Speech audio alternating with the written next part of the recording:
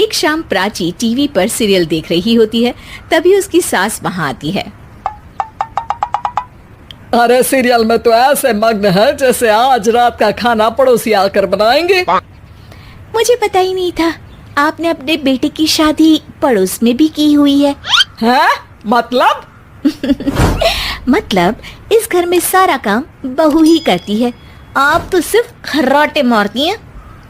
अच्छा जी, फिलहाल तो तुम आराम फरमा रही हो, चलो जाओ, ये मेरे टीवी देखने का समय है। आहा, इसीलिए मुझे भगाया जा रहा है। सॉरी, अब तो बिल्कुल नहीं जाऊंगी। प्राची की इस बात पर दोनों सास बहू के बीच टीवी रिमोट के पीछे बच्चों जैसे छीना झपटी शुरू हो जाती है, जिसके बीच श्लोक भी काम से घर वापस आ जाता है। हाँ, आज मेरी चूहे बिल्ली की जोड़ी किस बात पर झगड़ रही है? अरे तेरे बीवी मुझे टीवी ही नहीं देखने दे रही। अरे तुम्हारी मम्मी मुझे खाना बनाने के लिए फोर्स कर रही है।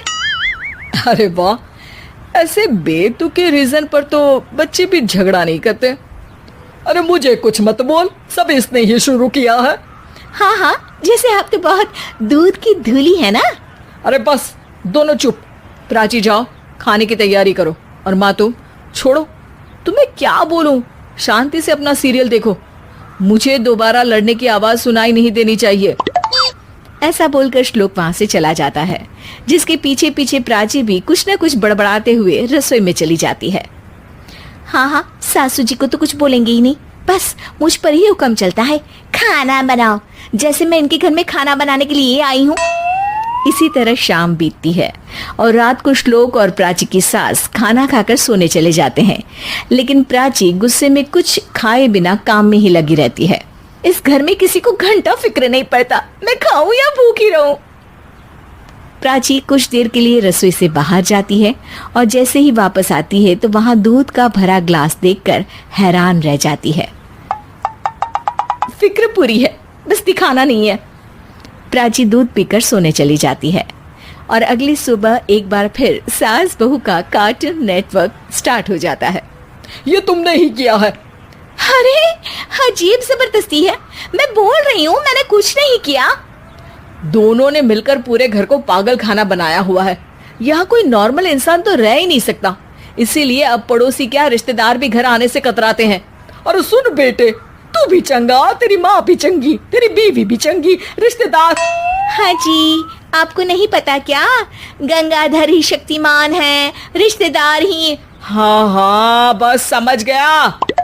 कभी जानवरों जैसे लड़ेंगी तो कभी जुगलबंदी करेंगी। भाई मैं आप दोनों के बीच में नहीं फंसना चाहता। सास बहू की इस मनमौजी जोड़ी से परेशान होकर श्लोक अपना सिर खुजलाता वहां से चला जाता है। चलो अब मैं भी कीर्तन में जा रही हूँ। इस पर जैसे ही सास कमरे में अपना पर्स लेने जाती है तो वहां नाश्ते की प्लेट रखी देख मुस्कुराने लगती है और नाश्ता करके घर से बाहर निकलते हुए कुछ पैसे टेबल पर रख जाती है, जिसके कुछ देर बाद सिलेंडर वाला घर आता है। ओ मुरी मैया, मैं सिलेंडर के बारे में तो बिल्कुल भूल ही गई थी। घर खर्च के सारे पैसे भी मम्मी के पास है और श्लोक से बोला तो उल्टा 4 बात सुनाएंगे। प्राची ये सोच ही रही होती है कि अचानक उसका चेहरा चमक उठता है और वो घर में आकर इधर उधर देखने लगती है।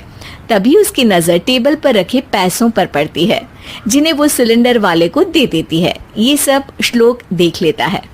अच्छा बेटे, इतना बड़ा घोटाला, सबके सामने मैं तेरी दुश्मन और पीठ पीछे तेरी मेरी यारी। इस पर श्लोक एक प्लान बनाता है और शाम को सब एक साथ बैठे होने पर बोलने लगता है। माँ, तुम दोनों की बहुत लड़ाई होती है, इसलिए मैं सोच रहा हूँ कि प्राची को उसके घर छोड़ाऊं, इससे वो भी खुश रहेगी और तुम भी। अचानक श्लोक की ये बात सुनकर सास बहू शौक से उसकी तरफ देखती हैं। अरे ऐसे कैसे घर छोड़ाओगे, मुझे कहीं नहीं जाना। अरे तुमने बोला नहीं पर मैंने सुन लिया, तुम्हें मम्मी के साथ रहना अच्छा नहीं लगता, मुझे पता है। अरे वो अरे, जब बहू खुद कुछ काम बोले तो वो तुझे सुनता नहीं, और अब जो इसने बोला ही नहीं वो तू समझ गया। जब उसे नहीं जाना तो फिर जबरदस्ती क्यों कर रहा है? अच्छा, फिर आपको मौसी के घर छोड़ाता हूँ, बस अब आप दोनों एक घर में एक छत के नीचे नहीं रह सकती। मैं इस टॉम एंड जेरी की जोड़ी को और नहीं झेल सकता। है? ऐसे कैसे नहीं रह सकते? तुम्हें इतनी दिक्कत है तो तुम्हारा बोरिया बिस्तर पैक कर देती हूँ, लेकिन मम्मी जी कहीं नहीं जाएंगी। बिल्कुल यही सुनना था मुझे।